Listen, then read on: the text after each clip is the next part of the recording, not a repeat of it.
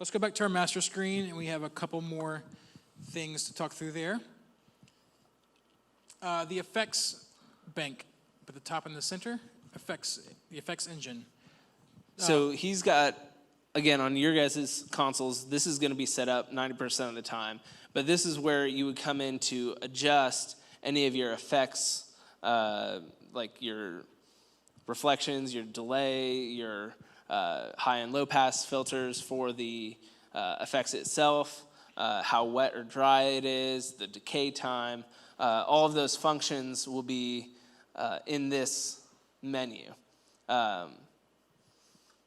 So you have to, we've got the mixes set up. You've got to build mixes. This is where building this in Digico gets a little confusing.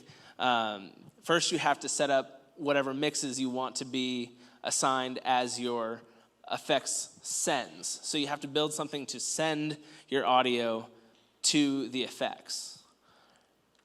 And then that's where you would assign what inputs you wanted to go into the effect. So we've got our vocals sent to the vocal long reverb effect. And then that master, you would route output-wise internally into your effects. So you've got two options to route output-wise.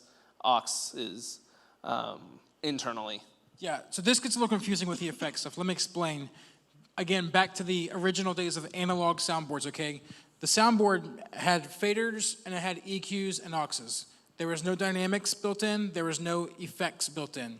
Any of that stuff you wanted, you had to have separate units plugged into, okay? Outboard. We called it outboard gear. It was outside of the regular soundboard. It was outboard. So you had to have a way to send from the board. So oftentimes you'd use an aux, which is what we're doing here, and you would send it out the board into the analog gear.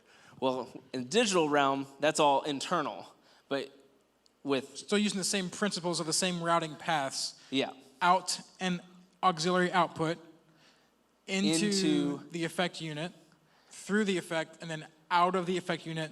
You have to assign to an input channel on your desk, which would be your return. It's called a return because in the old days it was returning from your outboard gear back into your soundboard. So it's called return.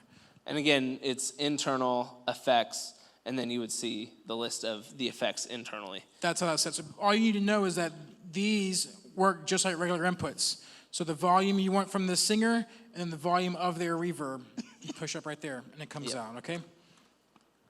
Great. So we talked about effects. We didn't dive super deep into all of them, but that's okay. We don't need to. Yep.